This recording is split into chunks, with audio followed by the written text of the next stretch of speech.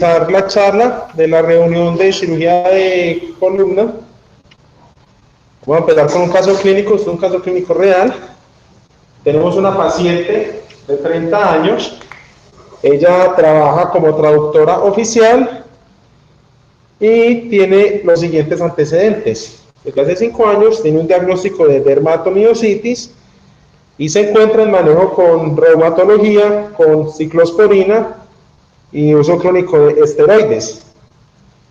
Esta paciente nos ingresa quejándose de un dolor lumbar y un dolor glúteo que se irradia a la cadera derecha. Este dolor además viaja por toda la cara posterior del miembro inferior derecho. La paciente no nos refiere debilidad, no nos refiere fiebre y nos niega algún antecedente reciente de trauma. Cuando hacemos el examen físico de esta paciente, encontramos una paciente tranquila, no tiene fiebre, tiene el signo de la SEC negativo, pero tiene el signo de Gaslen positivo. Cuando la paciente empezamos a hacerle las maniobras de movilización del miembro inferior, ella se queja de un dolor referido en la cadera derecha. Con el siguiente caso clínico, me gustaría que cada uno de nosotros pensara qué paso tomaría, qué ayuda diagnóstica pediría. ¿Conoce usted todos los signos para exploración de alguna radiculopatía de los miembros inferiores?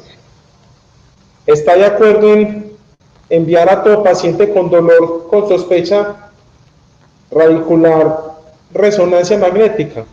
Habría que mandar electromiografía en todos los casos. Espero que con esta charla miremos qué otras ayudas, tanto en el examen físico como ayudas diagnósticas, nos pueden servir para desenvolver estos pacientes. Empecemos. La charla de hoy se titula Dolor lumbar, más allá de L5-S1. ¿Y por qué le di ese nombre? Muy bien. Vamos a hacer hincapié en que cuando nos referimos a un dolor lumbar, especialmente desde característica axial, estamos refiriéndonos a todo dolor que llegue hasta el pliegue glúteo inferior. Todo dolor que esté en esta zona puede ser llamado dolor lumbar. ¿Cuál es la importancia de este tema para los neurocirujanos? Muy bien, la mayoría de los neurocirujanos estamos acostumbrados a estudiar la columna y la patología lumbar hasta estos segmentos, hasta el segmento S1, hasta el primer segmento sacro. Y muchas veces hacemos la anatomía y la semiología de todos los sistemas que se encuentran más allá de S1. Debemos recordar que la columna no termina en S1, sino que tiene también su parte sacra y su parte coxigia, muchas veces desconocidas o olvidadas por los neurocirujanos. Muy bien. Empezando un poco, vamos a hacer un repaso por la anatomía de la pelvis. La pelvis está formada por 3 huesos. El hueso sacro y los huesos que no tienen nombre. Muy bien. Estos huesos nos van a dar una estabilidad y nos van a soportar la carga para transferirla a las extremidades inferiores. ¿Qué sucede? Estos 3 huesos no tienen una unión fija, una unión entre ellos, sino que lo más importante y lo que va a dar estabilidad a la pelvis van a ser los sistemas ligamentarios. Hay un sistema ligamentario anterior y un sistema ligamentario posterior. Muy bien. Pero verdaderamente, ¿cuál de estos sistemas es el que brinda más estabilidad a la pelvis? ¿El sistema ligamentario anterior o el sistema ligamentario posterior? Muy bien. La respuesta es el sistema ligamentario posterior. ¿Por qué? Miren que en el sistema ligamentario posterior están todos estos ligamentos que nos van a fijar el sacro, el ilion, el isquion. Mientras que el sistema ligamentario anterior simplemente nos van a dar una estructura anatómica y de soporte. Bueno, entre el sistema ligamentario posterior debemos reconocer unos ligamentos que nos van a servir más adelante para explicar algunas de las patologías que vamos a repasar. Bueno, acá tenemos algunos de ellos. Tenemos el ligamento iliolumbar. Miren cómo se conecta desde la transversa L5. Tenemos los ligamentos sacroiliacos posteriores. Van a ser importantes en un tipo de patología que se llama la sacroileitis. Y tenemos los ligamentos sacroespinosos. Todo el sistema ligamentario posterior nos va a dar la estabilidad a la pelvis. ¿Cuál va a ser el tema a tratar? El tema a tratar van a ser estas 4 patologías que son causas frecuentes de un dolor lumbar que no sea de origen discogénico. Muy bien. Tenemos acá entonces el síndrome miofacial glúteo, la sacroileitis, la bursitis tropanténica y el síndrome piriforme. Uno pensaría, bueno, ¿y por qué el neurocirujano debe conocer estos temas? Esa misma pregunta yo también me la hice mientras desarrollaba la charla. Pero es de suma importancia conocer estos temas porque conocemos que el dolor lumbar se presenta en aproximadamente un 60 hasta un 90% de las personas a lo largo de su vida. Y no todos los casos de dolor lumbar van a ser de origen discogénico. Por lo cual, si guiamos a un paciente con alguna de estas 4 patologías, como si fuera un dolor lumbar discogénico, estaríamos malgastando recursos y dándole un manejo inadecuado. Empecemos con las patologías. La primera patología que vamos a tratar es el síndrome miofacial glúteo. ¿Qué es un síndrome miofacial? Un síndrome miofacial es un dolor musculoesquelético de característica no inflamatoria. Tiene las siguientes características. La primera es que es un dolor en el área muscular y también se puede ser un dolor referido a las áreas cercanas del músculo afectado. Tiene una característica, tiene la presencia de una banda de tensión, a la cual cuando se presiona genera un dolor exquisito y es lo que se llama como un punto gatillo. Bueno, miren acá en este estudio se demostró que el síndrome miofacial se ve asociado con el dolor lumbar hasta un 63% de los casos. Miren que es quizá el síndrome dentro de las 4 enfermedades que vamos a tratar el día de hoy que más asociación tiene con el dolor lumbar. Muy bien. Entre el dolor lumbar y el síndrome miofacial, ¿cuál de estos 3 grupos musculares es el que más se asocia con la presencia de dolor lumbar? La respuesta es el glúteo medio. Sin embargo, el glúteo menor y el glúteo mayor también presentan asociación con dolor lumbar. Miren acá, hacemos un repaso sobre la inserción y la distribución de estos grupos musculares y se nos puede empezar a venir a la cabeza por qué un paciente que presente un dolor miofacial en estas áreas podría confundirse con un dolor lumbar de origen radicular. Muy bien, vamos a tratar el síndrome miofacial del glúteo medio. Este síndrome nos presenta un dolor en la cara media del sacro y se puede extender por la columna lumbar y la cara posterior del miembro inferior. Miren que semeja mucho una radiculopatía de S1. Muy bien. Miren acá cómo tengo las formas de presentación. Acá nuevamente repaso el síndrome miofacial del glúteo medio. Acá tendremos el que le sigue en frecuencia, que es el síndrome miofacial del glúteo menor. Miren esta banda, esta irradiación del dolor, cómo asemeja a un dolor radicular. Si uno no hace una buena anamnesis, podría estar pensando que un paciente que nos refiere un dolor en esta área podría tener fácilmente alguna patología en su columna lumbar y estaría malgastando recursos. Y el menos frecuente es un síndrome miofacial del glúteo mayor. Muy bien. ¿Cuál es el manejo de este síndrome miofacial? Primero recordemos que el diagnóstico se trata en dibujar la irradiación del dolor y lo más importante, encontrar la banda de tensión y el punto gatillo. Cuando usted encuentre este punto gatillo, se debe presionar Hay algunas series que dicen infiltrar, pero el tratamiento no es en sí el esteroide o el analgésico que se infiltra. Es la ruptura de esas fibras musculares que se hace con la aguja. Miren que es un manejo sencillo que nos puede evitar dos costos adicionales como es hacer resonancias magnéticas. La siguiente enfermedad que vamos a manejar es la sacroileitis. Muy bien. Cuando hablamos de sacroileitis, nos referimos a un dolor de característica inflamatoria de la articulación sacroiliaca. Tiene una asociación con dolor lumbar hasta en un 30%.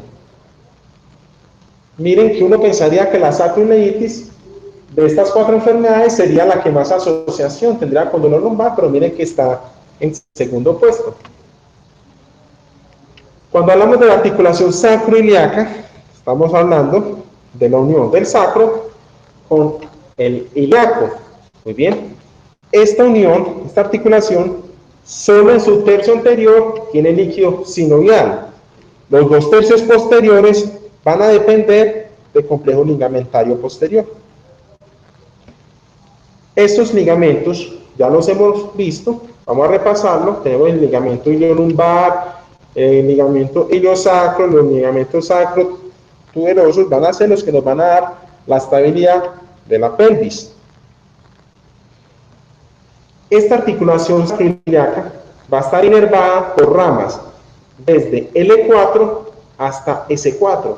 Hay algunos artículos que cambian esto y nos van a decir que la inervación de esta articulación puede venir desde ramas tan proximales como L2. ¿Cuál es la importancia de esta inervación? Cuando se presenta un dolor en la articulación sacroiliaca, puede confundir con un dolor radicular. ¿Y por qué? Muy bien. Los pacientes que presentan este tipo de dolor presentan un dolor exquisito en la región lumbar que se irradia a la región glútea y hasta en el 50% se puede irradiar por la cara dorsal del miembro inferior. ¿Cuál es la clave diagnóstica? Muy bien. Es un dolor que tiene un inicio gradual. Se puede acompañar o no de dolor glúteo. Es más frecuente en pacientes jóvenes, especialmente si son del género femenino. Tiene una agudización de los síntomas en la noche y se ha dicho, nos han enseñado que los dolores inflamatorios tienen una parálisis cuando el paciente despierta. ¿Qué sucede? Esta parálisis que se produce al amanecer solo se presenta en el 50% de los pacientes, por lo cual no es un criterio para decir que un paciente que no tenga esta parálisis al amanecer no vaya a tener un dolor lumbar de características inflamatorias. También nos enseñaron que estos dolores inflamatorios mejoran con los AINES, pues no todos son así. Hasta el 52% de los casos no van a tener mejoría con los antiinflamatorios no esteroideos. Bueno, ¿el problema cuál es? Miren acá, este estudio nos va a decir que los síntomas de un dolor sacroiliaco pueden semejar un dolor radicular, la famosa ciática. Miren acá la distribución que se presenta en un dolor sacroiliaco y uno fácilmente podría suponer, especialmente los neurocirujanos que vemos dolor radiculares discogénicos todos los días, que cualquier paciente tendría esa patología. El problema es en cómo hacer el diagnóstico diferencial, cómo sacar ese paciente de entre todos los pacientes que vemos en el día, cómo reconocer el paciente que tiene el dolor de la articulación sacroiliaca. Bueno, el diagnóstico debe ser dado por el examen físico, es un diagnóstico eminentemente clínico.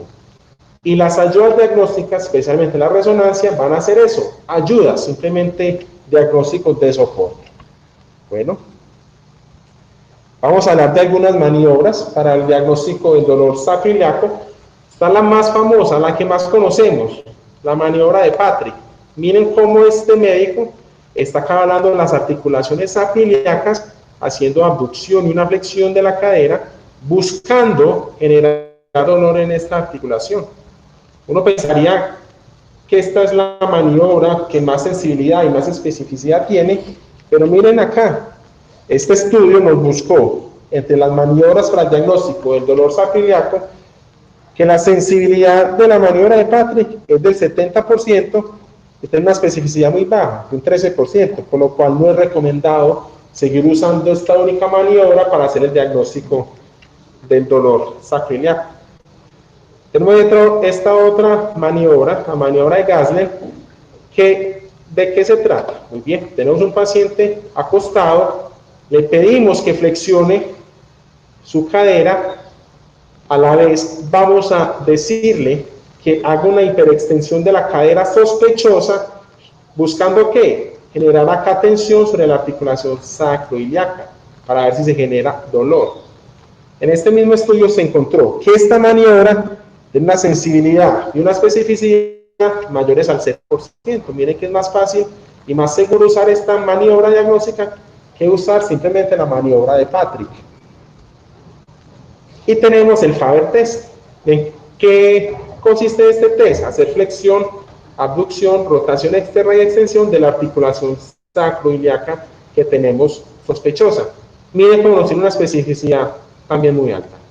¿Cuál es el consejo y la conclusión de este estudio? Para hacer un diagnóstico de un dolor sacroiliaco, nos debemos basar en un examen físico y no usar solamente una maniobra. Nos tenemos que basar tanto en la historia, cuál es la historia del dolor que tiene nuestro paciente, y hacer un conjunto de maniobras que nos ayuden a acercarnos al diagnóstico. Bueno, verdaderamente sirve enviar resonancia magnética. La medicina hoy en día se basa mucho en tener alguna prueba de lo que estamos diciendo. Y muchas veces nos basamos en una prueba imagenológica. Bueno, la resonancia magnética en este tipo de enfermedades tiene poca sensibilidad y poca especificidad. Hasta el 30% de los pacientes con sacroileitis pueden tener hallazgos en resonancia magnética completamente normales. ¿Qué se puede encontrar? Alguna inflamación de la articulación, y es muy útil para descartar diagnósticos alternativos, abscesos, traumas, fracturas. Muy bien. ¿Cuál es el problema? ¿Qué hacer frente al paciente que nos tiene clínica sospechosa de sacroileitis, historia que nos puede hacer pensar en una sacroileitis, pero no es una resonancia magnética normal? ¿Qué hacer con ese paciente? Muy bien. Recordemos que el diagnóstico de la sacroileitis debe ser clínico, por lo cual la clínica, la sospecha diagnóstica debe primar sobre algún hallazgo imagenológico.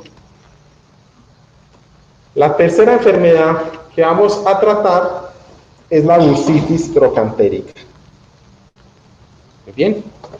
La bursitis trocantérica es un dolor que se presenta en el trocánter del fémur, puede irradiarse por la cara lateral del miembro inferior y se asocia también con un dolor glúteo. Miren que la bursitis trocantérica tiene una asociación de hasta un 35% de los casos con dolor lumbar. Bien. Un recuento anatómico. Bueno, acá vamos a tener el trocánter que va a estar rodeado por 3 bolsitas. Esas bolsas van a ser las bursas.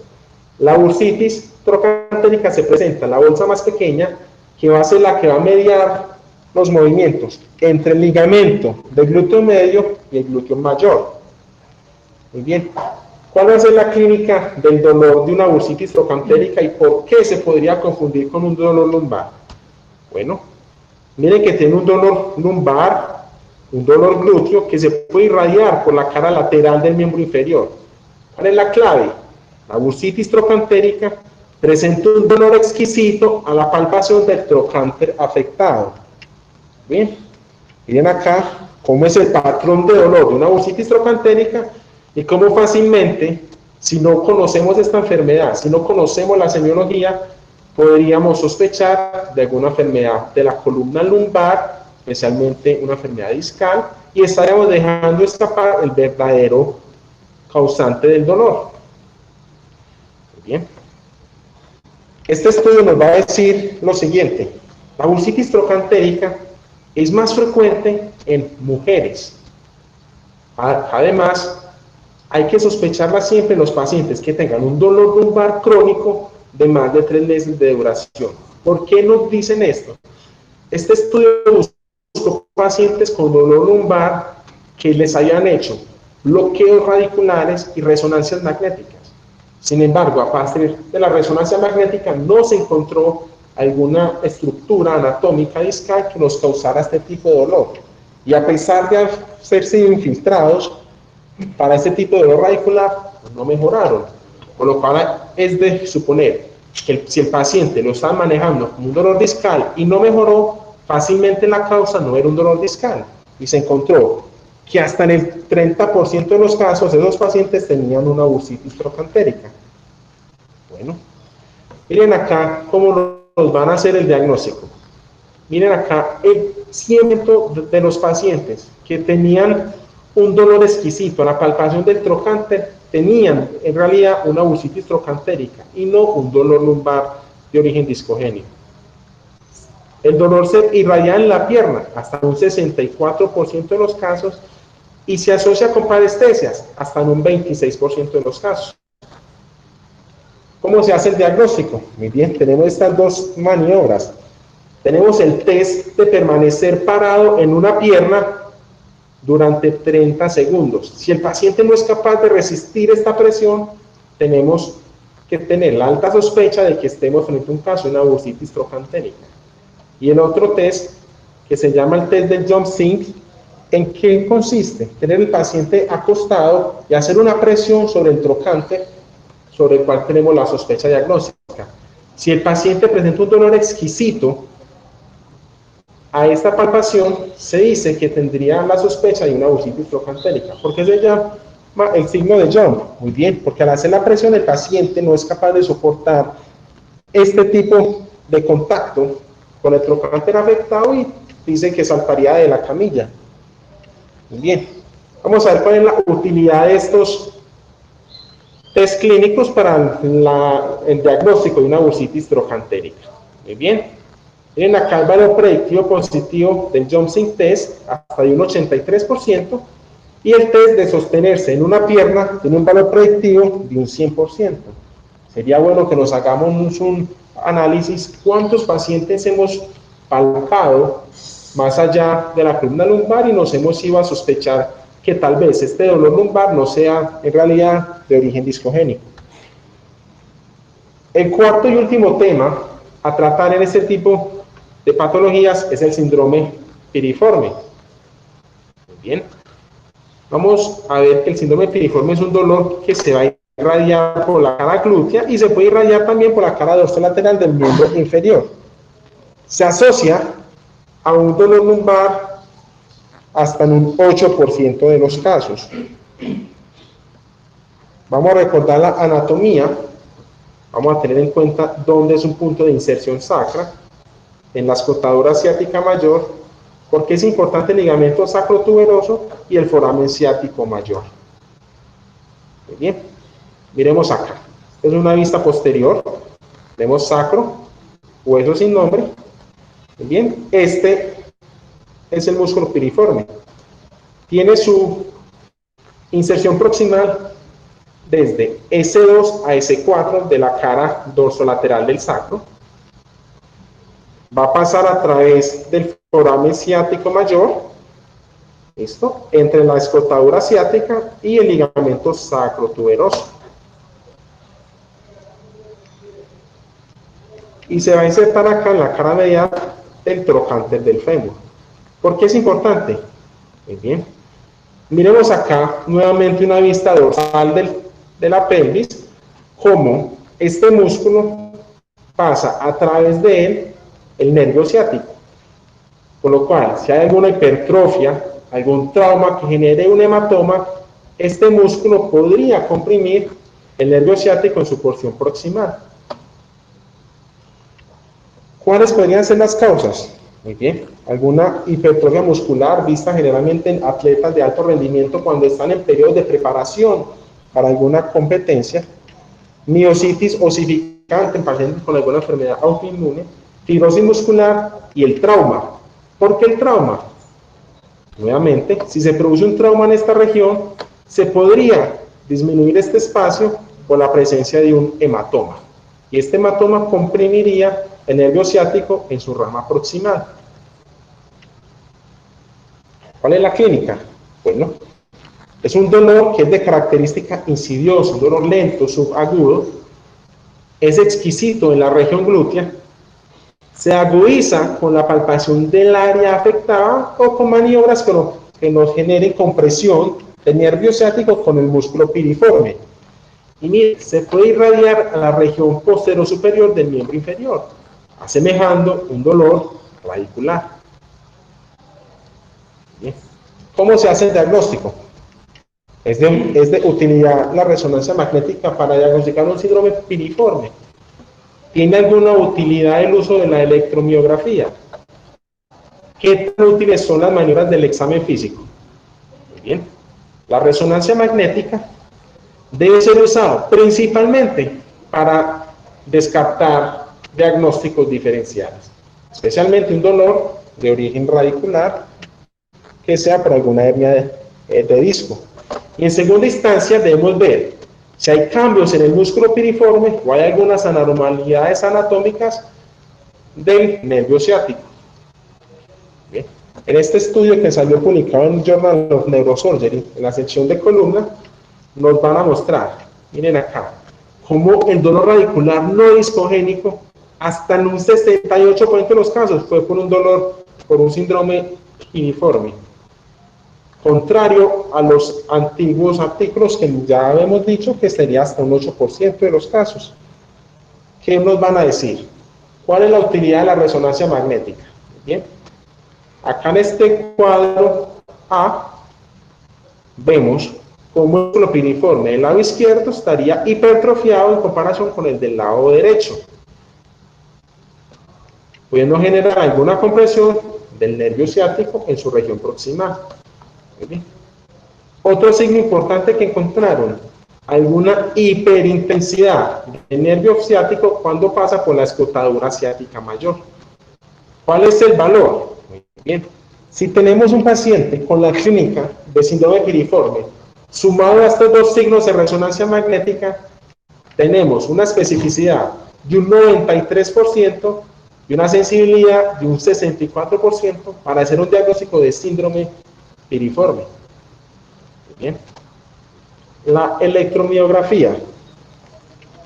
Este estudio fue llevado por el Dr. Fishman.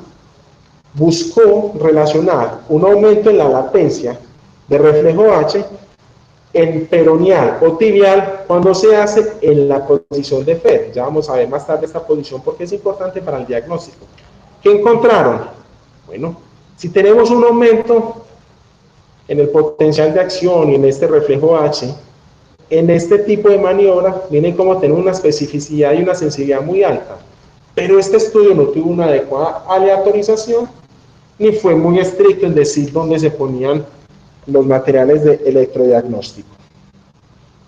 Por su parte, el examen físico siempre va a ser la primera medida y la más importante para hacer el diagnóstico del síndrome piriforme.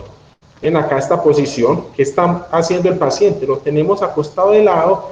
Vamos a decirle que donde sea el miembro inferior afectado quede por encima.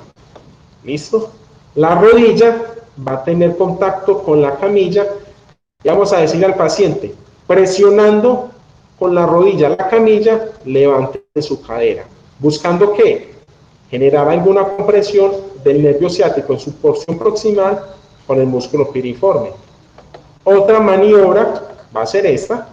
Tenemos el paciente en un decúbito supino, hacemos una flexión de la cadera a 90 grados y hacemos una extensión de la rodilla a 60 o a 90 grados. Cuando está en esta posición, el examinador va a hacer una rotación interna y una abducción de la extremidad sospechosa, nuevamente buscando alguna compresión del músculo piriforme, perdón, del nervio ciático con el músculo piriforme. Bueno, el FED-test tiene una especificidad y una sensibilidad mayores de un 80%, por lo cual nuevamente los diagnósticos diferenciales de un dolor radicular de origen no discal deben primar siempre el examen físico y las ayudas diagnósticas deben ir encaminadas en primera instancia a descartar diagnósticos diferenciales.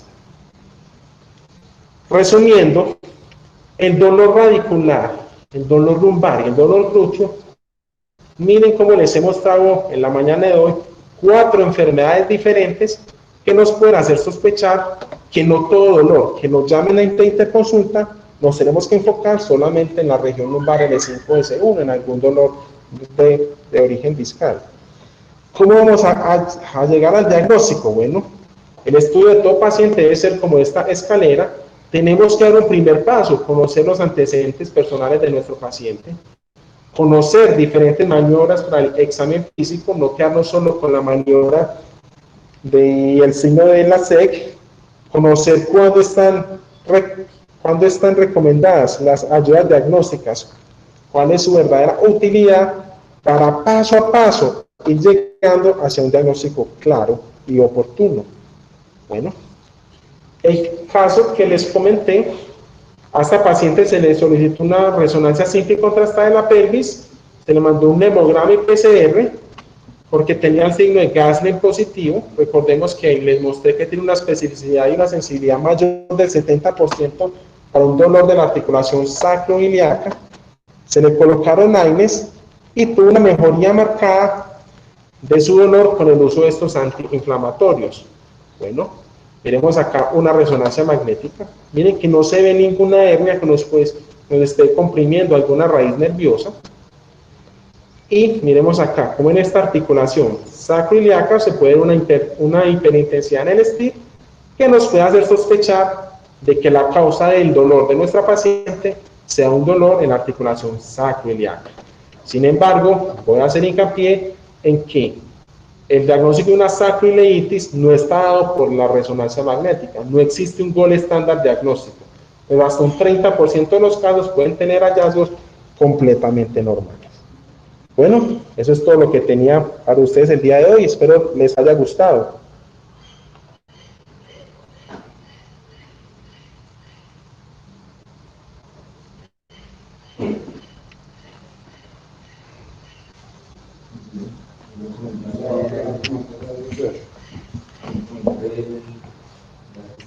Gracias, Felipe, me pareció muy interesante la charla.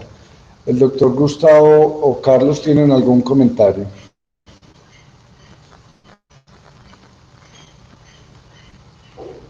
Yo lo que quisiera decir es que es muy importante que uno conozca muy bien la semiología de la región lumbopélvica porque así como presentaste que esta paciente no tenía una hernia, recordemos que el 30% de los pacientes tienen discos protruidos, entonces fácilmente se equivoca uno si uno no hace un adecuado examen físico inicial.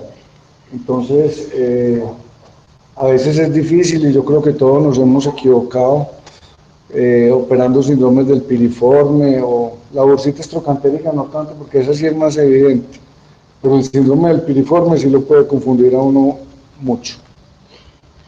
Gustavo, ¿va a hacer algún aporte o Carlos? Completamente de acuerdo. Habladorito. Completamente de acuerdo. Creo que en el momento de tomar una conducta, digamos, quirúrgica en un paciente con dolor axial, hay que ser muy cuidadosos porque todas estas otras causas de dolor axial son las responsables de la mal llamada cirugía de columna fallida.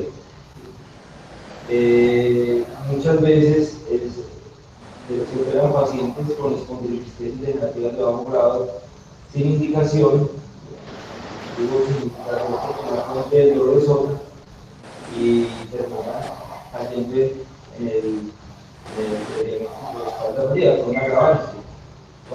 Cualquier agresión quirúrgica que uno haga, cualquier agresión, digamos en este caso quirúrgica, en un paciente con dolor crónico, sin abordar específicamente la fuente del dolor, también el dolor agrava el cuadro. Entonces todo se vuelve un círculo vicioso y finalmente lo que hace es generar más discapacidad y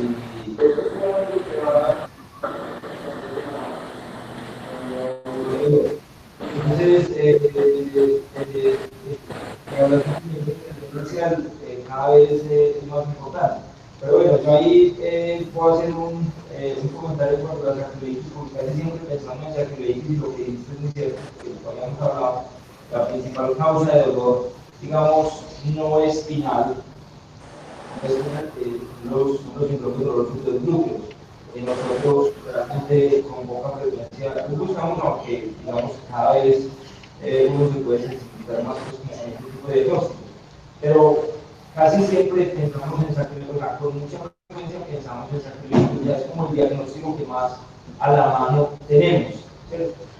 Y hay que diferenciar dos cosas, hay que diferenciar una sacroiliitis como era la que tenía esta paciente tenía factores de riesgo para tener una espondilopatía, ¿sí o no? Pero los pacientes que son sanos, esta paciente tiene una enfermedad de base, los pacientes que son no tienen, usualmente no tienen sacroiliitis, no tienen una disfuncionalidad cardíaca, que no es una patología inflamatoria de la sacroiliitis, y básicamente lo que traduce es inestabilidad de toda la estructura ligamentaria que vos de la que vos hablaste inicialmente. Una pregunta al grupo: ¿en qué casos consideran que un paciente que se presenta con un diagnóstico muy probable de disfunción sacroiliaca o de dolor sacroiliaco más bien, en qué casos ustedes consideran hacer estudios de imagen específicamente para cáncer?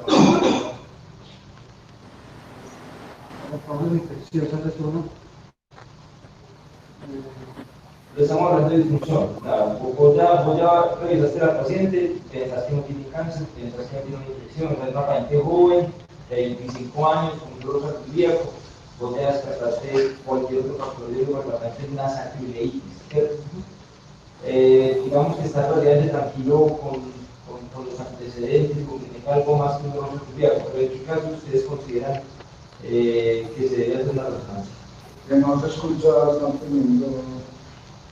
No se escucha el doctor Giralda, que está hablando.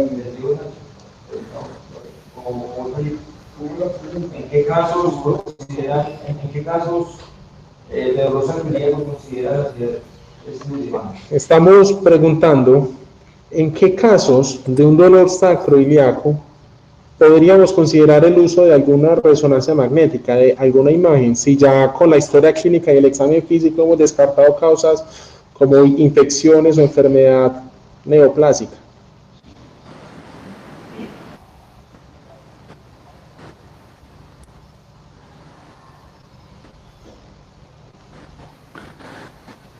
Amanda, que nos dice que cuando vamos a pedir una imagen.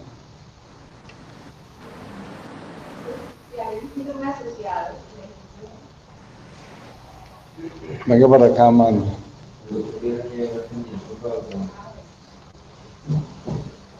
Doctor Rivera. Sí, aló. Hola, Carlos. ¿Bien o no? Te estamos escuchando. Hombre, no, yo le diría lo siguiente, vean, el diagnóstico de sacroileitis es un diagnóstico que es elusivo, es un diagnóstico que no es fácil. Hacer la evaluación de un dolor de origen en la articulación sacroiliaca, primero no es fácil, segundo, uno tiene que evaluar si el dolor es primario o es secundario, me refiero a la sacroileitis. Como es un diagnóstico difícil y hay que documentarlo, yo diría que si uno tiene una sospecha de un dolor pélvico o un dolor sacroiliaco, a los pacientes hay que hacerle siempre una resonancia y ojalá una resonancia contrastada de pelvis. Porque, bueno, ya decía Felipe que estaba descartada una enfermedad neoplásica, pero precisamente eso. Uno tiene que descartar una masa en pelvis o tiene que descartar una sacroileitis. Puede que los estudios no tengan la sensibilidad, como lo mencionaba Felipe, para el diagnóstico de una sacroileitis primaria, pero dolor sacroiliaco secundario y dolor sacroiliaco bien de origen articular o bien de origen periarticular son relativamente frecuentes. Si uno ve pacientes que se quejan de dolores crónicos pélvicos, que uno los califica como inespecíficos, pero que probablemente puedan tener un síndrome de sobrecarga, que es una enfermedad absolutamente funcional, donde las imágenes dan poca información, pero yo creo que en casi todos, a la pregunta de Gustavo, yo diría que a todos hay que hacerles una resonancia, y ojalá una resonancia contrastada. Así uno tenga el mejor examen físico del mundo. No sé si Gustavo tenga un concepto distinto, pero yo le haría a todos. Yo Yo estoy de acuerdo con Carlos y sobre todo que cuando a nosotros nos llega el paciente ya nosotros tenemos que tomar una decisión como definitiva para el paciente. Andrés Toro hace una aclaración, no se dice sacroileitis, sino que se dice sacroiliitis. Excelente. Ileitis es del intestino. De acuerdo, totalmente de acuerdo. Ileitis. Sí, señor. Todos decimos sacroileitis, pero realmente es sacroiliitis. Sí, de acuerdo. El doctor Cadavid, buenos días, doctor Cadavid, me alegra mucho tenerlo por acá.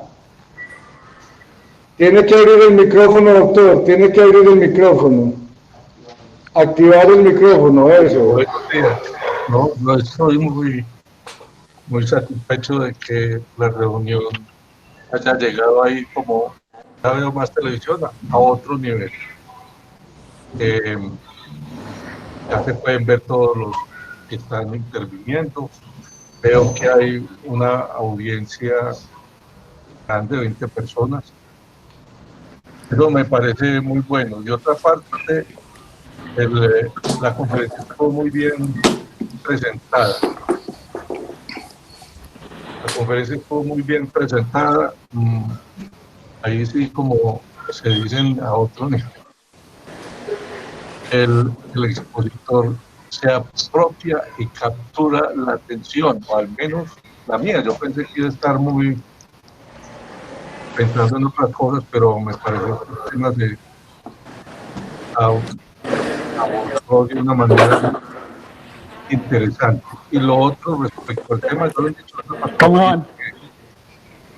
afortunadamente se respeta, que muchas veces no se considera, o al menos para mí, fue nueva, como eso que también para muchos.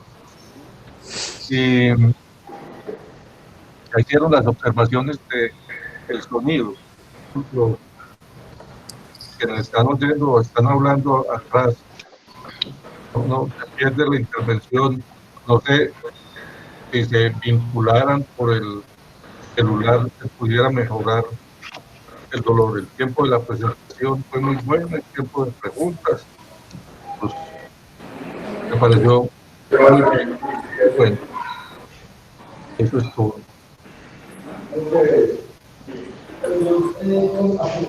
Puntualizando en lo que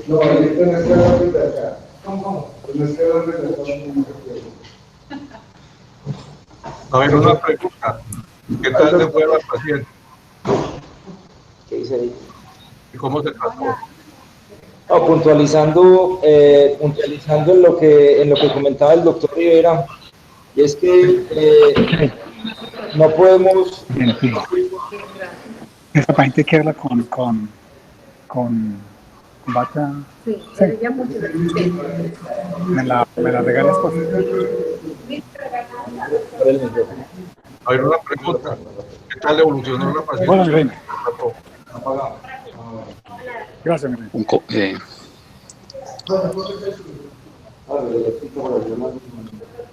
Un comentario. ¿Algún otro comentario? Gustavo, yo quiero hacer un comentario antes de que termines. Gustavo. Sí. Buen día, un comentario sobre la charla. Uno, me pareció bastante bien el tema. Me parece muy importante para nosotros como neurocirujanos poder diferenciar cuándo es radicular y cuándo es un dolor pseudoradicular y poder manejarlo. Yo creo que el principal problema que nosotros tenemos es quizá en el medio es que abusan mucho del uso de la resonancia y particularmente en esta pregunta de si usar o no una resonancia en un paciente que diagnostique una sacroileitis, pues uno pensaría en dos cosas. Uno, si es un cuadro agudo o si es un cuadro crónico, de eso dependería o no la necesidad de una imagen o no. Pero en un cuadro agudo de una sacroileitis, que es la gran mayoría de los casos que se ven en urgencias, pensar en una imagen con una resonancia no sería muy lógico. Eso sería como mandarle una resonancia magnética a todo dolor lumbar y la gran mayoría no lo van a necesitar. Lo que necesitamos sería tratar de hacerle el diagnóstico clínico, diagnóstico por examen físico y tratarla. Y si tengo la duda o no, porque en la gran mayoría de los casos lo que uno ve es que siempre tienen un cuadro clínico de uno y parte de otro, no es el cuadro clínico exactamente puro, lo que uno busca o lo que uno necesita.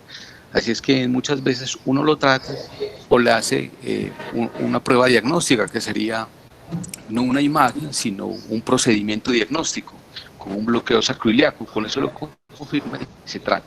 Yo creo que en la gran mayoría de veces uno no utiliza, de hecho, ninguna imagen, ninguna imagen, va directamente al tratamiento.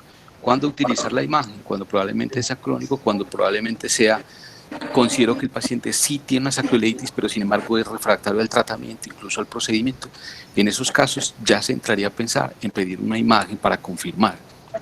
Más que confirmar, digamos, es descartar otras causas que me estén produciendo un síntoma como el de la sacroileitis.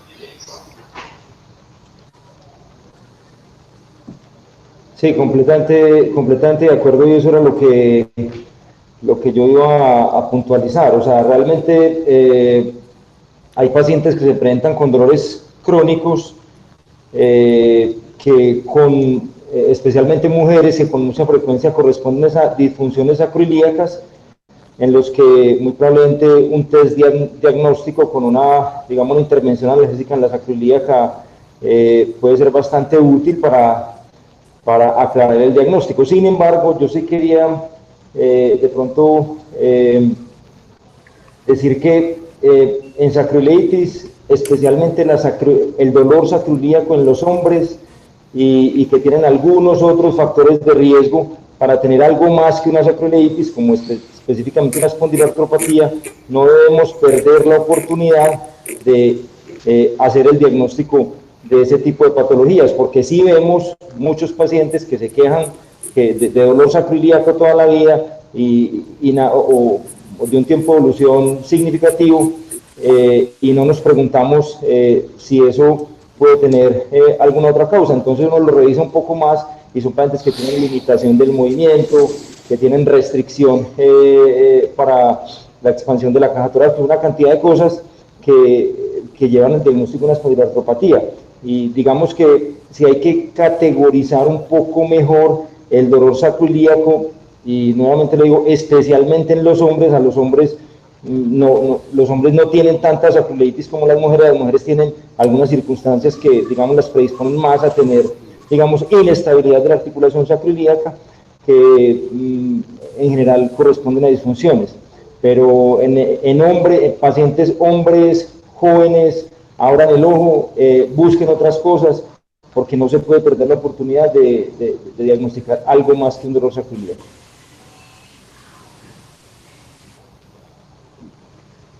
Carlos Ruiz, ¿tenés algún comentario? No, Nacho, no. Muchas gracias, muy buena presentación. Muchas gracias. Bueno, yo creo que damos por terminado. Mañana los invitamos a la presentación de Rubén Ramírez. El tema es cordomas. Muchas gracias. Feliz día. Muchas gracias, feliz día. Cordomas del clivus. A los hombres más fácil mandar a un hombre con dolor sacroiliaco, los hombres pueden tener una espondiloartropatía.